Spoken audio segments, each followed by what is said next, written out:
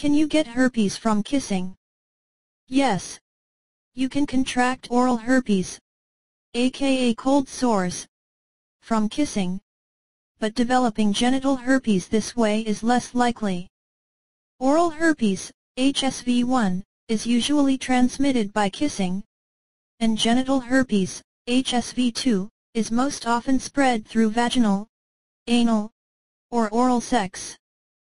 Both HSV1 and HSV2 can cause genital herpes, but genital herpes is most commonly caused by HSV2. There's no need to swear off kissing forever on account of herpes, though. Read on for everything you need to know about herpes from kissing and other contact. How does kissing transmit HSV?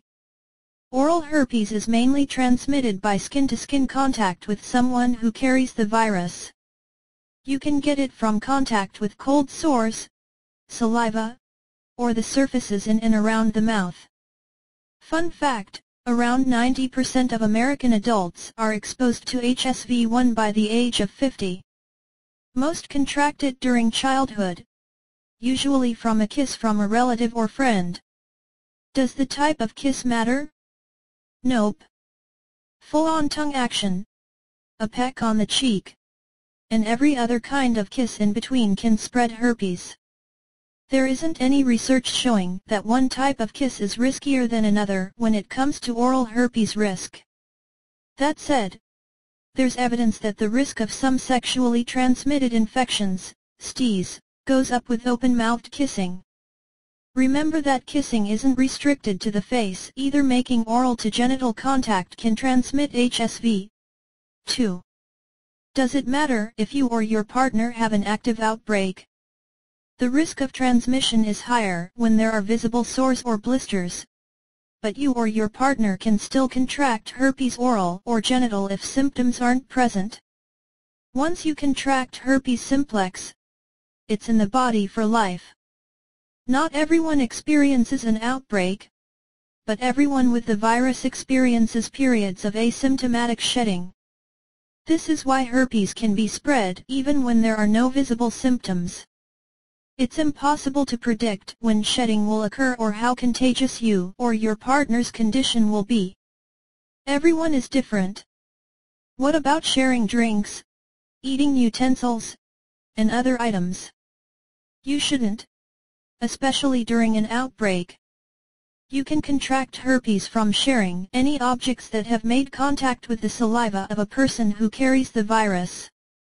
That said, HSV can't live very long off of the skin, so the risk of contracting it from inanimate objects is very low.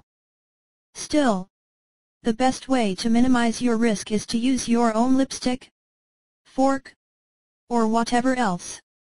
Is there anything you can do to reduce your risk of oral transmission?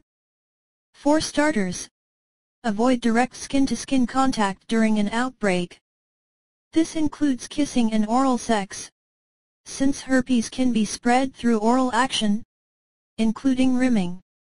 Avoid sharing objects that make contact with saliva, like drinks, utensils, straws, lipsticks, and not that anyone would toothbrushes. Using barrier protection, such as condoms and dental dams during sexual activity, can also help reduce your risk. How is HSV usually transmitted? Skin-to-skin contact and contact with the saliva of a person who has oral herpes carries the highest risk of transmission. HSV1 is transmitted through skin-to-skin contact and contact with sores and saliva. HSV2 is a sexually transmitted infection, STI, that's typically spread through skin-to-skin contact during sex.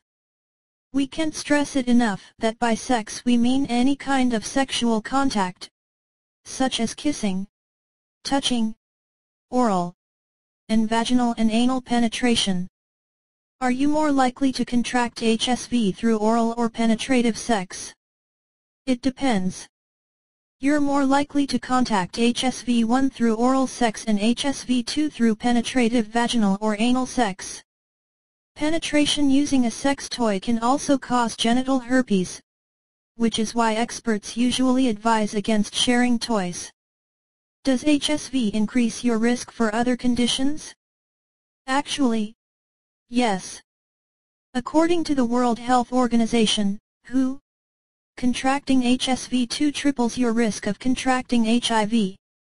Anywhere from 60 to 90% of people living with HIV also have HSV-2. What happens if you do contract HSV? How will you know? You probably won't know you've contracted herpes until you have an outbreak, which is the case for most people who have it.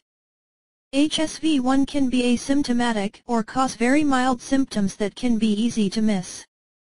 An outbreak can cause cold sores or blisters in and around your mouth. Some people notice tingling, burning, or itching in the area before sores appear. If you contract genital herpes caused by HSV-1, you may develop one or more sores or blisters in your genital or anal area. Genital herpes caused by HSV-2 can also be asymptomatic or cause mild symptoms that you may not notice. If you do develop symptoms, the first outbreak is often more severe than subsequent outbreaks.